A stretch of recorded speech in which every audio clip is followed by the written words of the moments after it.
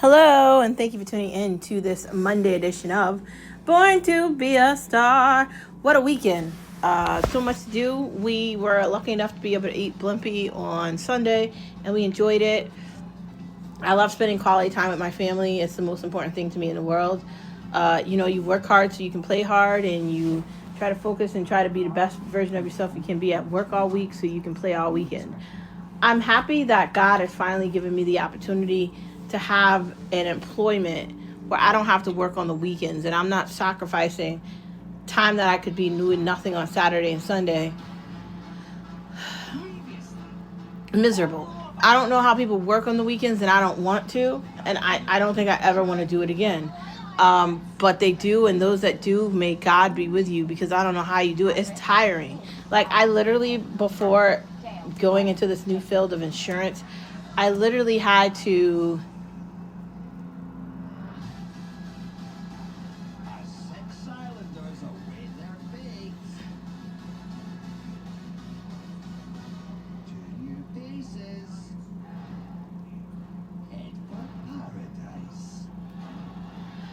put all this energy into the weekend, and then it just sucks when you like work on Friday and then you have to fucking go to work on Saturday. Like, who the fuck wants to do that? But anyway, it is Monday, and I, lucky enough, get to work at home all this week until Wednesday, and I get to leave work early on Wednesday because the next day is Thanksgiving. And since it's Monday, I'm going to start off Monday on a good note. I'm thankful for my family, my husband, my dog, whatever's going to happen in my future, my current, my past, and my tomorrow. I'm okay not knowing exactly what's going to happen because I'm not supposed to. And I'm okay not being perfect at everything because who the hell wants to be perfect at everything? I want to constantly grow and learn and aspire to be the best version of myself that I can be. Life is difficult.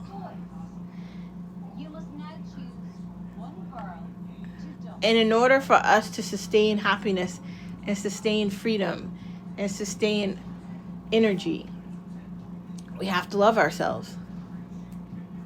Life has been a battle for me, and I'm sure it's been a battle for others. I'm sure it's been uncomfortable. I'm sure it's felt like a disaster in many ways, but also like a wonderland in many others. That is life, though. It's an assortment of different feelings at different times and different moments and different things. And on church yesterday, when we were at church, Father Ford and everybody spoke of Jesus Christ as him being the king of everything and all. And it resonated with me because my faith is the one thing that keeps me going and keeps me resonated with my life. If I can't believe in Jesus Christ, and I can't believe that there is a higher power, and I can't believe that he is the savior of all beings, then what do I have? I cannot base my life on the society and social media and celebrities and television and marketing ads and Instagram and TikTok or anything else. You have to really, truly have a foundation. And coming into this year's Thanksgiving, although I've had my luck of the draw and my days of, I don't know how the fuck I'm going to get through this anymore, I've had those moments. I've felt that way. Although I've been there more than once. And I've just felt like, what the fuck is next here? There's hope at the end of this tunnel. For you and for me and everybody. There's light in the darkness. We are that light, and we cannot give up today and tomorrow and next week and next year because something is not necessarily going our way. We have to fight through that to be better than we were before. I think I want to start this off differently than I normally do with a mantra, because we're coming into Thanksgiving on Thursday, and what are you thankful for? What are you happy about? What has made your life better this year? Is it your children? Is it your family? Is it you following a career path you actually like? Is it picking up a hobby that makes you happy? Did you find a new book you wanted to read? Did you find something that made you happy? When I think of something that made me happy this year, it was my connection to reading. It was bringing me back to my love for music and having fun with my boys, playing with my nephews and my nieces and laughing and being more childlike and living, not trying to be somebody I'm not, but chasing to be somebody I am. That's what this is all about. So when we think about a mantra, the beginning, the middle, and the end, waking up every day, looking in the mirror, loving the reflection that we see, we should love the reflection that we see. We should love who we're becoming. We should love who we are. We should be aspiring to chase our dreams and make reality our real. It might take you longer to get to the goal you want to accomplish, but that doesn't mean you can't get to that goal. It might feel like it's difficult for you to get there in a moment, but that doesn't mean you won't get there. Everybody's story is their own. Everyone's past is their own. Nobody's better than anybody, and no one's less than anybody. If we are all going to seriously be equal, then we're all in this gray together. We're just different shades of it. Starting off the day looking in the mirror, reflecting on reflecting on where you've been and where you're going, leads you to the first part of the mantra, which is yes, you can. Life has a tendency of always telling people what it cannot do and what it cannot accomplish. Doubt and fear-mongering is the basis of everything in our lives. Politics, family, when you're trying to accomplish something and you're trying to be something and you want to leave something to get something better. People want to chastise you and tell you that you can't be excited about an accomplishment. They want to make it seem like you're trying to shove something in someone's face. I'm tired of hearing that. You should be tired of hearing it too.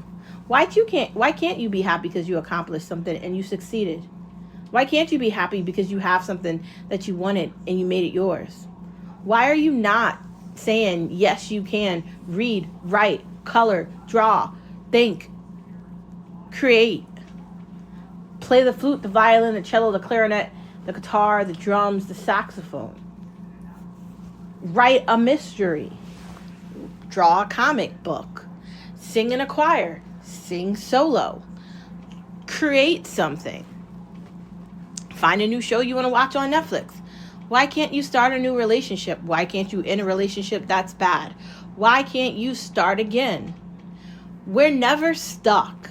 Nothing is cemented. It might feel like it in the moment, but every day is an opportunity for all of us to say to ourselves, yes, we can. And when you say that to yourself, it's like you're waking up from your slumber of your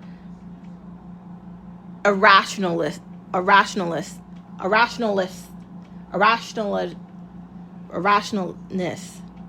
with yourself. And fuck, I can't speak. For the love of God. We do this to ourselves. I do it to myself. I have this expectation of perfection. And no one else has it but me. My husband doesn't want me to be perfect. He pretty much loves me for who I am. My husband really treats me like a fucking princess and a queen. Whatever I want, outside of me wanting a fucking Lamborghini and something truly insane, for the most part, I get it. I've lived a very wonderful life with him. Our marriage has been the best experience I think I could have ever had. Every day I get to be his wife. It's like every day is a dream come true for me. So yes, you can is falling in love. Yes, you can is adopting that dog. Maybe you want to become a foster parent. Maybe you want to get a new car. Maybe you want to move. You can do all those things. Say to yourself, yes, you can. Following the idea of yes, you can is the idea of never giving up. Life is difficult. Bad things happen to good people. That's the story of our life. You think you're going one way and then everything is flipped over and that is no longer happening. That is life. It's not fun.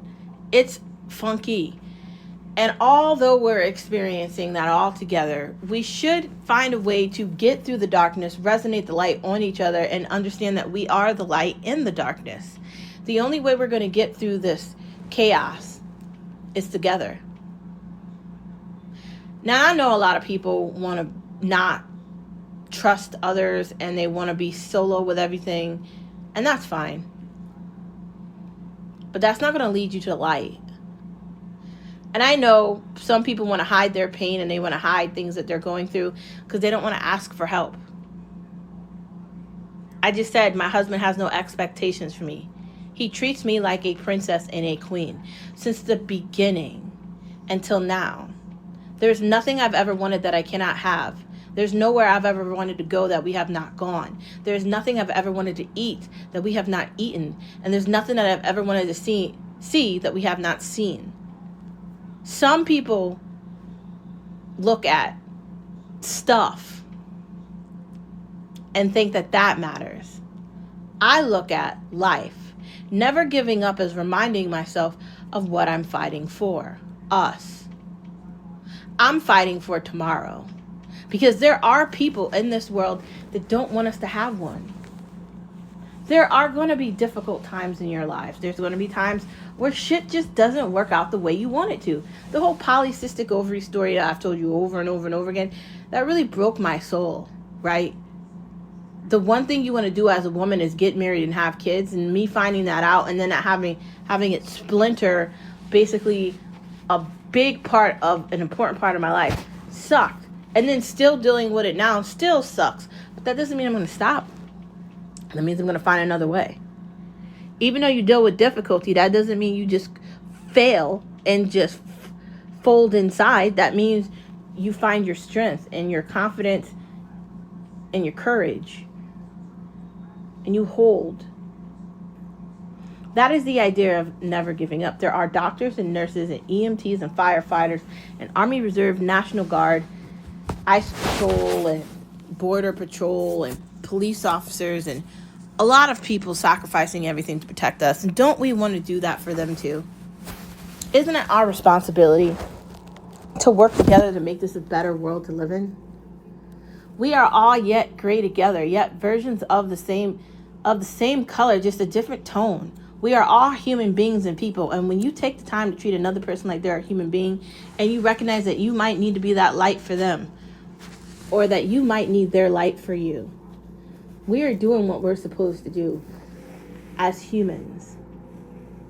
Until the fucking aliens take us over entirely with this AI. But that hasn't happened yet, so let's hope it doesn't happen anytime soon. But we're humans. Never give up. Let's always fight together. Following the idea of never give up is the idea of why not today. Indecisiveness and procrastination drive me crazy, but I do this shit all the time. I don't know if I want this. I don't know if I want that. I do it all the time. I can't help it. I don't know why. I don't know what's wrong with me. Sometimes I'm really good about making a decision, and other times I'm not. Like when it comes to the nails or like making sure I make an appointment to get my hair done. I know I want to get it straightened. Okay, done. When I'm in the grocery store and I'm trying to figure out like what salad dressing to buy, like which salad dressing do I want to buy?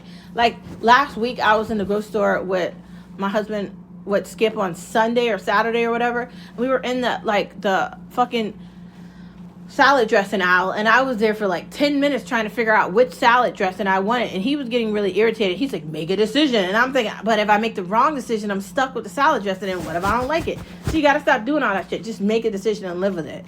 If you do not plan 5 to 10 steps ahead, if you're not 10 to 20 steps ahead in your life's going to pass you by. If you don't organize things, you're never going to get anything done. The idea of why not today is not leaving off today for tomorrow and putting your life on the back burner, because nothing will ever happen. I am just another example of a dumpster fire. I'm not perfect. I'm not great at anything. Maybe some things more than others, but I'm not a perfectionist. Sometimes I try to be, but I fail at it all the time. If we're going to seriously do things better, we have to be prepared for our days, and we have to do things in advance, like meal prep or dinner prep, or have an idea of what we want to do. Because if we do not do that, we are going to be stuck. And if we're stuck, we're not going to have a good time. The idea of why not today is recognizing that Quiet Place 5 and Terminator 2 are not realities we really want to be stuck in. It's great to see that as a movie and then be able to turn it off. It's going to be an entirely different thing when it becomes our reality and AI and robots and aliens take over. There's this new show on Apple. What's the name of the new show on Apple, babe? Pluribus. About that. And I'm telling you, it's going to make you think about what I'm saying. Like, shit, I really should enjoy every day. Because what if you don't have it? And what if we're all robots at some point? That is likely going to happen. One day in the world, AI is going to work so efficiently that money isn't going to matter. And when that happens, where does that lead us? I mean, I think that's pretty good. Like, if I get to watch Netflix all day and I don't have to worry about anything, sign me up. But at the same time, if we don't plan and organize before we get taken over by aliens, are we going to recognize that we didn't plan and organize? That is the idea of why not today. We cannot push off today for tomorrow. Moving from the mantra to the main part of the conversation, I guess we should do some tea. We're going to do chai tea because it's my favorite and it's Monday. And we're going to do it hot because it's cold outside. Sipping the tea, sipping the tea, sipping the tea for you and me, sipping the tea. So, I don't really know if I want to talk about this, but it threw me off yesterday when I was in church. I got my hair done on Saturday, and the hairdresser, Rena, made a comment. She was derogatorily talking about the President of the United States, which I ignored, as I always do. I don't really want to talk about politics at the hairdresser, but okay. And then she was kind of insulting Catholicism. I go to church every Sunday. I do believe in the Eucharist. I am Catholic. I take it very seriously. Joan of Arc is my saint that I picked when I was in RCIA, before it became OCIA, or whatever the fuck it is now. And although I'm a Catholic, I do cuss. Although I'm a Catholic, I do tell it like it is. Although I'm a Catholic, I'm also a human. And I'm also going to call things out, and I'm not going to lie about it. I've always had that personality, and I can't get rid of it. I think it's sad that this woman is like 60-something or maybe older, and she's saying she doesn't like church. The church she goes to, the people there are saying weird things. So then I said, do you want to come to my church? And then she said, I don't really go to church. I went when I was younger because I was forced to. I don't have to go to church every Sunday. I make myself go to church every Sunday, because if I could do everything I do all week long, 6 days a week, then on Sunday I can give an hour to Jesus, or however long it is. It's probably longer than that now because I have to practice for the Christmas concerts for church because I'm in choir. I want my connection with God. And if other people don't, that's not my business. I can't make anybody do anything. But the idea that I would have to hear another human being talk that horribly about my religion kind of irritated me. It kind of just made me feel like, see, you're the fucking problem. It's people like you that think that their opinion matters more than anyone else because you're mad and you're angry about some shit. Like that has anything to do with me. And like, even if I am angry about something, I don't typically pass my judgment or thoughts onto anyone else. I just don't feel like that's appropriate. Maybe my character is just different than everyone else's. I bring this up to say this.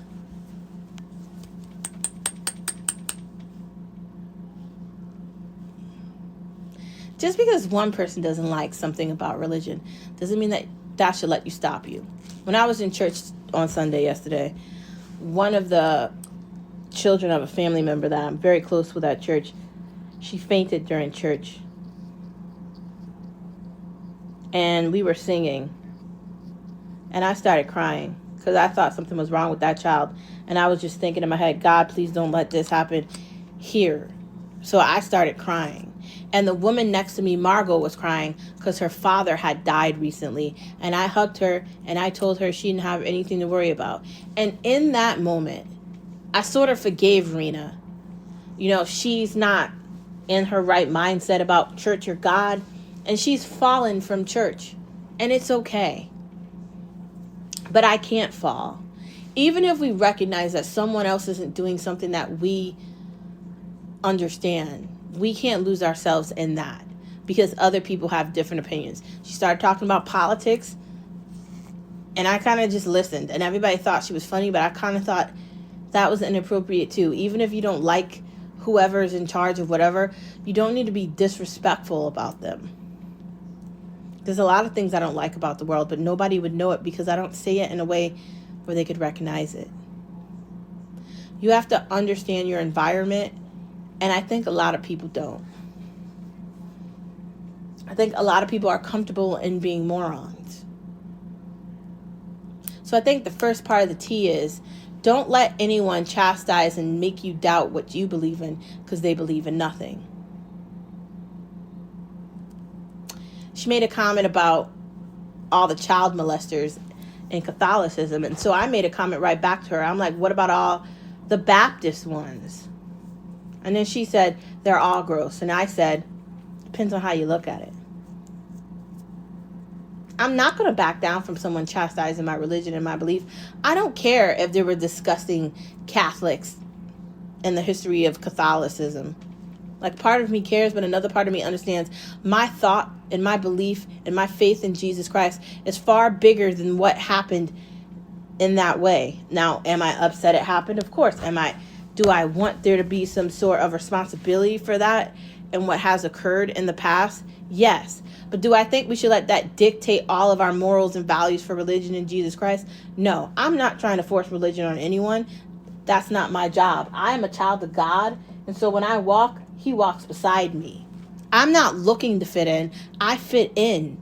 People know my name at my church and my parish.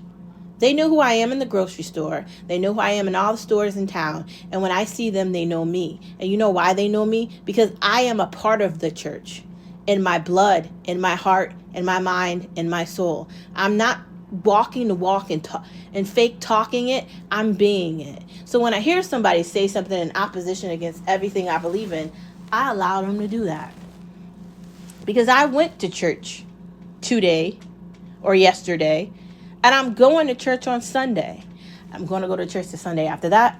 I'm going to sing in all the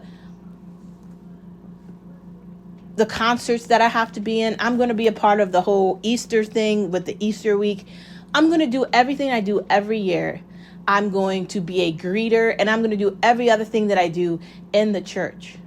And if you think for 1 second I'm going to allow even the hairdresser or anybody else to stop me from loving God, then y'all don't get it. Which leads me to the next part of my conversation. We've talked about this before. Why are people so angry?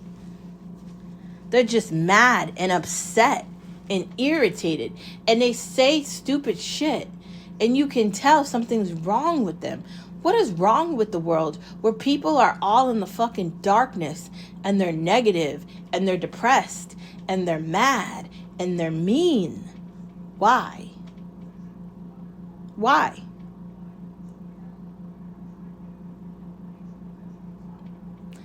It's not that difficult to just be nice to people.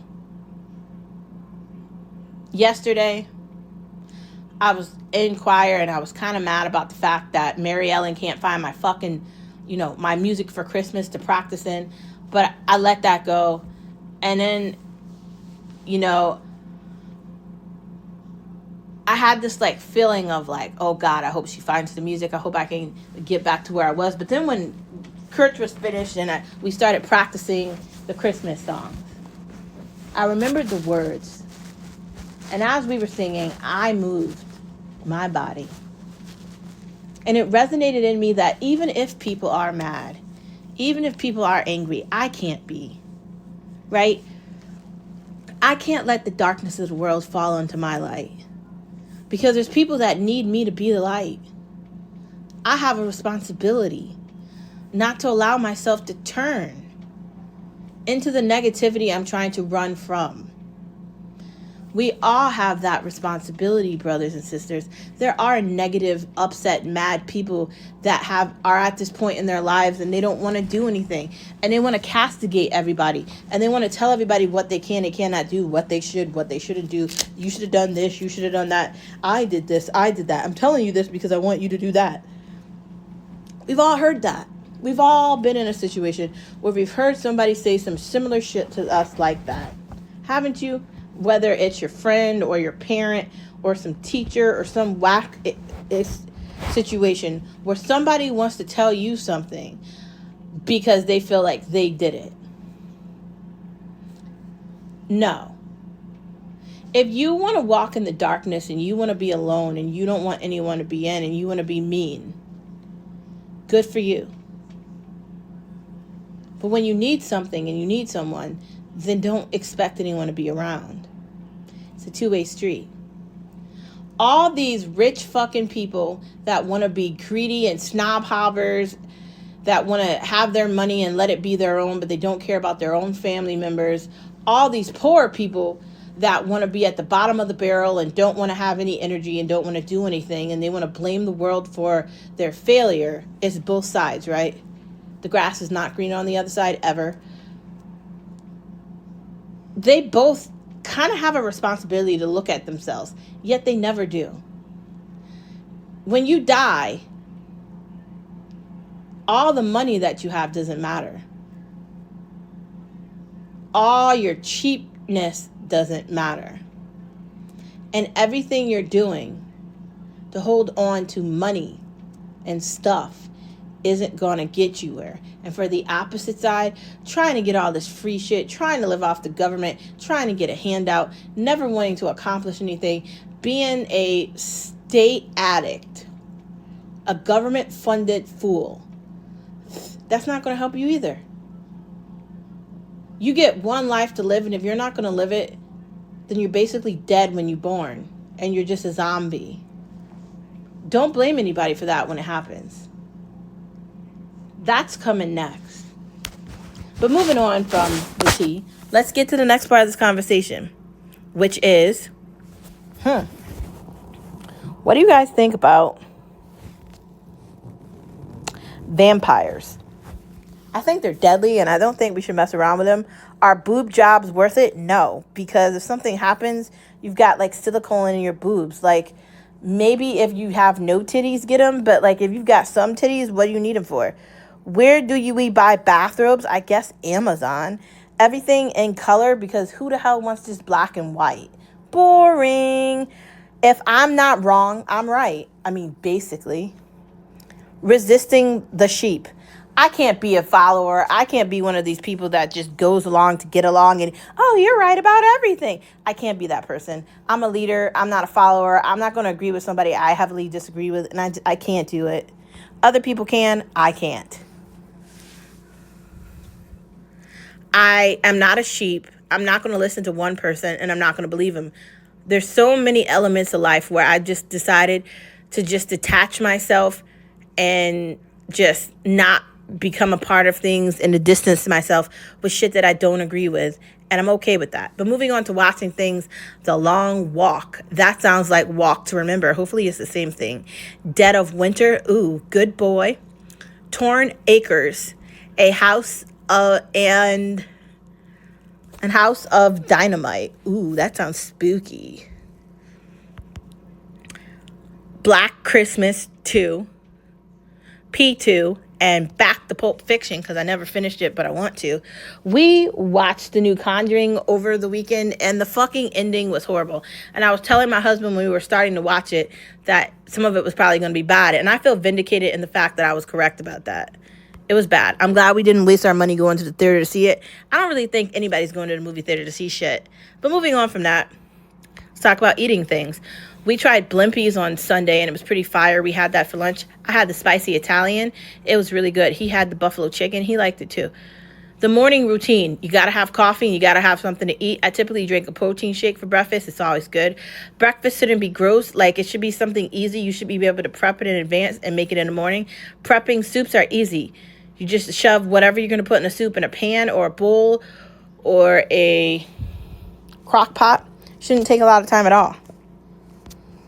It really shouldn't. Like, you obviously got to put in the seasonings and the heavy cream and all that stuff in there, but soups should be the least amount of time if you're going to make them. Still want an ice machine, and I'm hoping maybe my husband buys that for me for Christmas. I'm going to ask that to be my gift this year. New kitchen gadgets, because I always need kitchen gadgets. He thinks I have too many kitchen gadgets. I don't think I have enough. SodaStream is still cool, and I want to get some new flavors. I want to try the cherry Coke.